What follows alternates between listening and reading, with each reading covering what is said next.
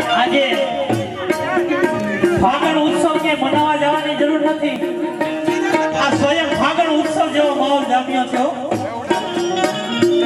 આજે રંગકળિયા પરિવારને આંગણે હોશે ને હોશે આજે મા બાપને વધાવી લીધા બાપ ને આજે સાબિત કરી દીધું કે આ મારા મા અને બાપ છે ને એથી મોટું કોઈ આ દુનિયાની અંદર નથી હો.